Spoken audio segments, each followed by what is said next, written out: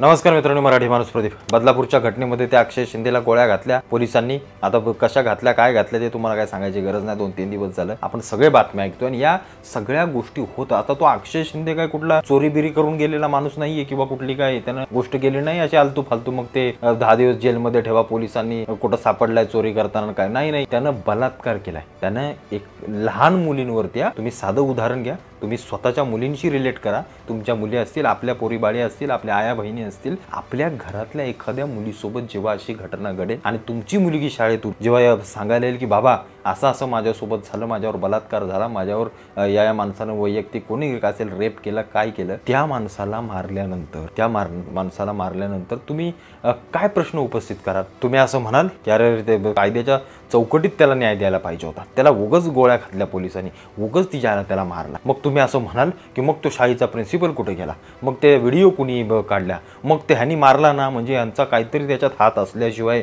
ते मारणार नाहीत। असले घाणेरडे राजकीय फालतू प्रश्न काही विरोधक लोक निर्माण करतात आणि आपली जनता त्याला कुरवाळते।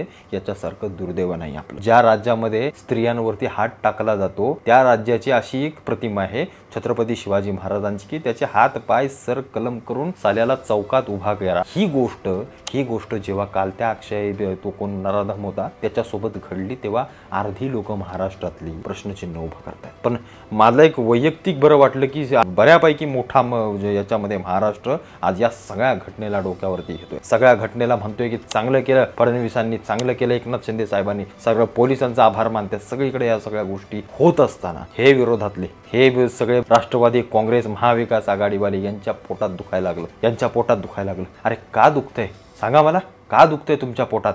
आता सुप्रिया सुळे तर अगदी काय त्यांचं म्हणजे मला वाटतं की त्यांना काय सगळं पडलेलंच नाही राजकारणाशिवाय। म्हणजे तुम्ही साधं उदाहरण घ्या ना, सुप्रिया सुळेंच्या मुलीवरती जर एखादी गोष्ट झाली असती तर हे प्रश्न सुप्रिया सुळेंनी विचारले असते का? ताई तुम्ही राजकारणात आहात, एवढ्या मोठ्या पदावरती आहात, तुम्ही या गोष्टी कधी विचारल्या असतं का? काय बरं त्याला मारला, काहीतरी याच्यामध्ये ये, मग कायद्यानं त्याला न्याय मिळाला असता। कायद्यानं त्याला न्याय तर 10-1 वर्षांनी मिळाला असतं। म्हणजे अशा कित्येक घटना देशभरामध्ये घडतात, कित्येक वर्ष आरोपी तसेच जेलमध्ये म्हातारे होऊन मरतात तरी त्याला फाशीची शिक्षा होत नाही। असली आपली ही संयमी सगळी न्याय व्यवस्था ती या सगळ्या गोष्टींना फास्ट ट्रॅकवर आणून करता येईल का? नाही करता येणार। कारण एकट्या अक्षय शिंदेनंच फक्त बलात्कार या देशामध्ये केला नाही तर कित्येक लोकांनी हत्या केलेत। मध्ये यशस्वीची असो, अक्षता म्हात्रेंची असो, त्या कोलकातामध्ये घडलेल्या घटना असो, कित्येक घटना आसपास रोज घडतायत। या सगळ्या घटनेकडे एक स्त्री म्हणून सुप्रिया सुळेंचा बघण्याचा दृष्टिकोन कसा पाहिजे म्हणजे त्यांनी आनंद व्यक्त केला पाहिजे की अरे ती मुलगी आहे, ती स्त्री आहे,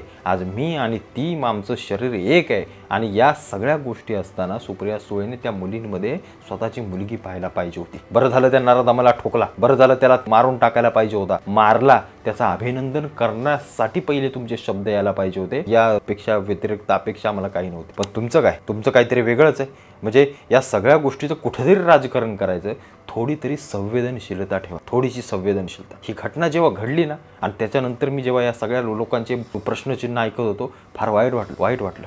आज आम्हाला बलात्कार नावाची गोष्टीवरती देखील प्रश्नचिन्हाने राजकारण सुचतं, याच्यासारखं दुर्दैव नाहीये। म्हणजे त्या अक्षय शिंदेला काय कुठल्या नेत्याने त्या बलात्कार करायला नव्हता सांगितला? काही प्रश्न उपस्थित करता, काही प्रश्न म्हणजे तो काही जण म्हणतात की तो अक्षय शिंदे काहीतरी वकेल बरळेल म्हणून त्याला गोळ्या घातल्या। अरे काय संबंध, कशाचा कुठे काय हे लावताय तुम्ही? त्याचं जरा भान ठेवा थोडंसं तरी।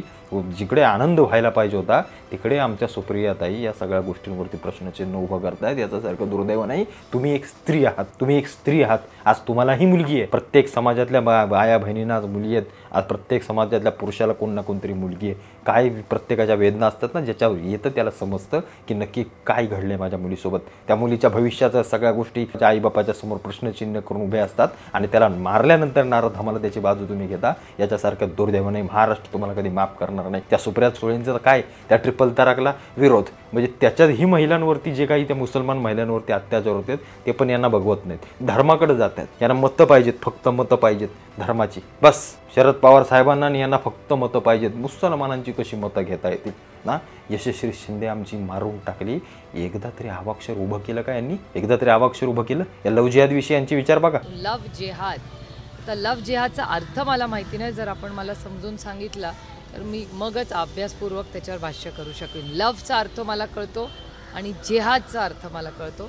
लव्ह जिहाद काय मला माहिती नाही. अशा बलात्कारी लोकांना पाठीमागं घालण्याची ही वृत्ती बरी नाही ही वृत्ती. चला, ज्याच्या मुलीवर बलात्कार झालाय ना त्याला समजतो काय गोष्ट होते आणि काय सहन करावं लागतं, कशातून जावं लागतं. पण तुम्ही त्याचं राजकारण करता, याच्यासारखं दुर्दैव नाही. मी पुन्हा एकदा अभिनंदन करतो. मी मागच्याही व्हिडिओमध्ये बोललोय. मी फडणवीसांचं अभिनंदन करतो, एकनाथ शिंदेंचं अभिनंदन करतो, महाराष्ट्र पोलिसांचं अभिनंदन करतो. थोडा उशीरच केलात तुम्ही, मी तर म्हणतो उशीरच केलात थोडासा. असाच ठोका त्या अक्षता म्हात्रेच्या, आमच्या ताईच्या, यशश्री शिंदेच्या आणि जेवढ्याही आया बहिणींवरती ज्यांनी हात टाकलेत ना, साल्यांना ठोकून टाका. तुम्ही ठोकून टाका. ते कोर्ट बिर्ट पुढच्या पुढं बघता येईल. पण अशा असंवेदनशील नेते आणि महिला सुप्रिया सुळेंसारख्या आम्हाला राजकारणात नको. आणि त्यांना निवडून देताय ना तुम्ही, तुम्हाला लाज वाटली पाहिजे, थोडीशी लाज वाटली पाहिजे की एका स्त्रीला आम्ही निवडून देतोय, जी स्त्रियांवरच्या अन्याय अत्याचाराला वाचा फोडत नाही, तर त्याच्या सगळ्या गोष्टींना आश्रय देते. याच्यासारखं दुर्दैव नाही महाराष्ट्राचं, याच्यासारखं दुर्दैव नाही महाराष्ट्राचं. जाहीर निषेध या सुप्रिया सुळेंचा.